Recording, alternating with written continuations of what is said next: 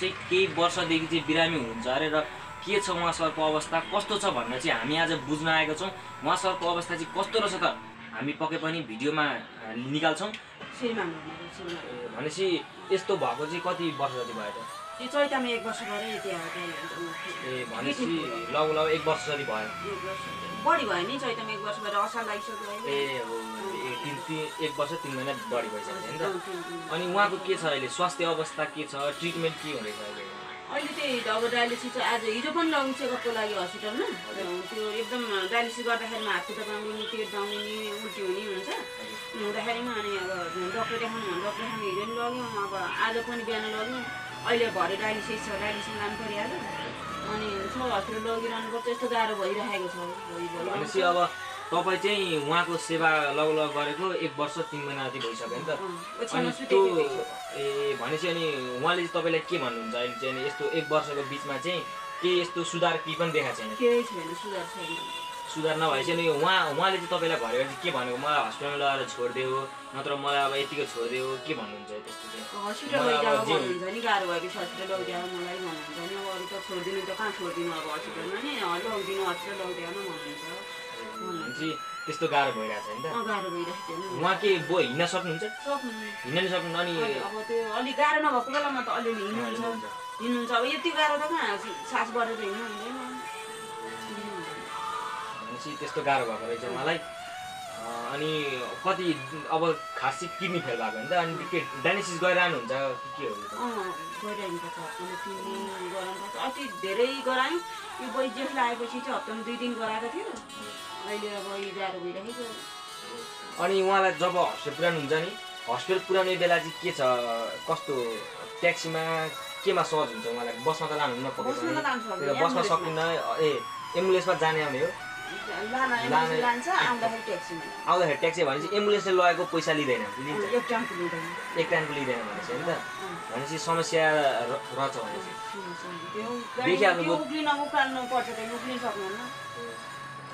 देखिहाल्नुभयो दर्शकबिन हजुरहरूले उहाँको समस्या। पक्कै पनि हजुरहरूले चाहिँ यस्तो दर्दनाक अवस्थामा हुनुहुन्छ उहाँहरू चाहिँ कमेन्ट बक्समा के भन्न चाहनुहुन्छ हजुरको मन चाहिँ अब कस्तो भयो होइन कमेन्ट बक्समा गरिदिनु होला। पक्कै पनि तपाईँ के भन्न चाहनुहुन्छ? अब त्यही भन्छु सबैले सकेको सहयोग गरिदिनु होला। अब के गर्नु बिरामी यस्तो हुनुहुन्छ भन्छु के भन्नु मैले त्यति अब भन्न बोल्न नि आउँदैन मलाई। भनेपछि कहिले अब उहाँलाई चाहिँ यस्तो पीडा भएको छ होइन तपाईँहरू त उहाँको फ्यामिली हो नि त हजुरलाई के कस्तो हुन्छ मनमा कस्तो हुन्छ कहिले काहीँ छिटै निको भइदियोस् हुन्छ कि हुन्थ्यो भने जस्तो लाग्छ नि बिरामीको हालत यस्तो छ 1-1.5 वर्ष हुन लागिसक्यो यस्तो भनेपछि तपाईँ उहाँको सेवा गरेर मान्छे नै हेर्नु न घरमा उसले कमाउँदैन यस्तो भयो अनि कमाउने मान्छे नै यस्तो हुँदाखेरि फ्यामिलीलाई कस्तो हुन्छ आफ्नो विचार न सरहरूले होइन भन्नु न आफै यस्तै अनि कस्तो हुन्छ होला। भनेपछि एउटा उहाँले घरमा अलिकति रोजगारी भएको मान्छे चाहिँ उहाँ हुनुहुन्थ्यो उहाँको जिउले शरीरले थामेसम्म चाहिँ उहाँले काम गर्नुहुन्थ्यो। अब उहाँ बिरामी भइसकेपछि घरमा अहिले रोजगारीको बाटो बन्द कुनै पनि स्रोतबाट हजुरलाई अहिले केही इन्कम आउँदैन भने अहिले त्यही म बिहान बेलुका अब कसै घरबाट अलिअलि गरेर ल्याउँछु अब यही कोठा भाडा तिर्न ओर्न। भनेपछि अब काठमाडौँ जस्तो ठाउँमा चाहिँ अलिकति मान्छे साह्रै बिरामी भयो भने कोठा भाडा तिर्ने समेत पैसा हुँदैन धेरै नै गाह्रो अब भनेपछि तपाईँलाई चाहिँ भित्रभित्र मनमा चाहिँ कस्तो पीडा हुन्छ यसरी पैसा नभएको बेला उहाँको उपचार गर्न समेत यसो खर्च नजुटेको बेला चाहिँ कस्तो पीडा हुन्छ त केही भन्नु? अहिले चाहिँ बिरामी भइरहेको बेला चाहिँ हजुरको मनमा चाहिँ कस्तो के हुन्छ त? तर पिर हुन्छ नि भन्नु त्यो अब कमाउने मान्छे नि यस्तो हुँदाखेरि सब दिन हस्पिटल लिएको हिँड्नुपर्छ लिएर हिँड्नुपर्छ कमाउने छैन आम्दानी अनि पिर हुन्छ नि पिर हुँदैन त? हजुर अब भनेपछि यस्तो ठाउँमा बसेर चाहिँ अलिकति अब उहाँ त अहिले त उहाँसँग रोजगार छैन नि त रोजगार नभएपछि चाहिँ यस्तो काठमाडौँ जस्तो ठाउँमा बसेपछि त अलिकति अब घर भाडा तिर्नु पर्यो गाडी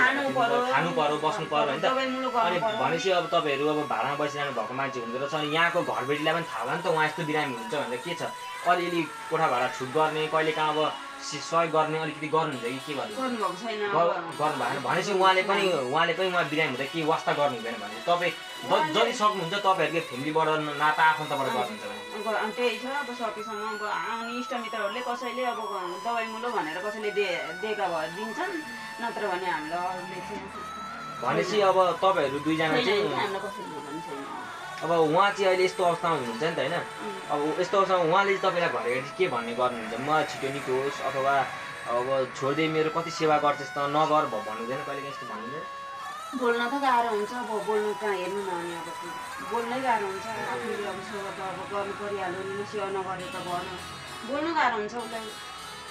धेरै बेर हामी छेउमा बोल्दिनँ भनेपछि उहाँ चाहिँ अब जे घरको लाग्ने होइन सकेसम्म अब एक्लै बसौँ भनिरहेको छ अहिले अनि तपाईँलाई चाहिँ के लाग्छ त अनि अब म अब यसरी उहाँलाई चाहिँ अब के गरेँ जस्ट इक्जाम्पलको लागि लिउँ होइन तपाईँहरू पनि सुन्दै गर्नुहोस् होइन जस्ट इक्जाम्पल लिउँ उहाँलाई तपाईँलाई चाहिँ मनमा के लाग्छ उहाँलाई सपोज अब निको भएन अरे निको भएन भने तपाईँलाई चाहिँ घरिघरि चाहिँ अब होइन अब यस्तो हो म सहयोग गर्दिनँ अब भन्नाले पनि अब कति उपचार गर्नु हुँदा तपाईँलाई इरिटेट हुँदैन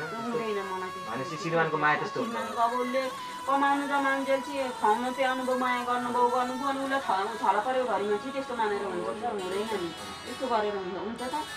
अनि मलाई त्यस्तो बिमारी हुँदाखेरि पिर लाग्छ अब छैन कमाउने मान्छे आम्दानी गर्ने कोही छैन उसैले कमाउनु भएको थियो एक दिन मात्रै घर बस्नु भएको छैन सब दिनै बाहिर बस्नु यस्तो भयो अनि अब उसलाई त्यस्तो दिक्क मानेर नगरेर त भएन सकेसम्म भ्याइसम्म अब त गर्छु गर्न त ए भनेपछि अब तपाईँहरूको अहिले जस्तो यो खर्च चाहिँ के आफ्नो आफन्तले मात्र सहयोग गरेर हिँड्नु छ अब कति अब अरूकोमा माग्न जाने कस्तो हुन्छ नि त जहिले पनि कस्तो आफन्तहरूले गर्नुभएको छ तपाईँको उता अब माइतीबाट के छ अलिअलि धेरै अब अलिअलि भाइहरूले अलिअलि गर्छ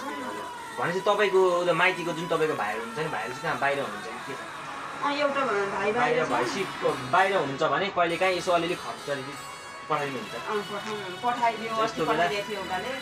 एउटा गाउँतिरै छ गाउँतिर नि सकेसम्म उसले नि यसो अलिअलि सहयोग उनीहरू पनि त्यस्तै जान्छ सबैको पाल्नु गर्नु परिहाल्छ अब अनि धेर थोर अब एउटा हामीले मात्रै हेरेर नि त भन्नु उनीहरूले पनि अब चाहिँ उहाँ डक्टरले चाहिँ के भन्नुभएको छ उहाँको चाहिँ अब कहिले पनि यो ठिक हुँदैन भन्नुभएको छ कि ऊ डायलिसिस गरिरहनुपर्छ के छ डायलिसिस गर्दाखेरि भनिरहेको छ अब जति यसैलाई सुरक्षित गरौँ अब त्यो मुटुले पनि अब अलिक काम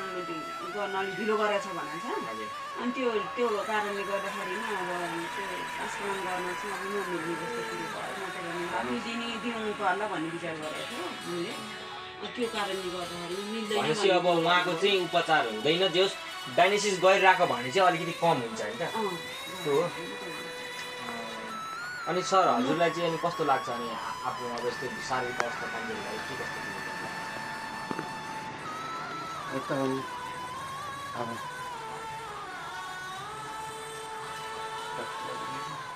ट्रान्सप्लान्ट गर्न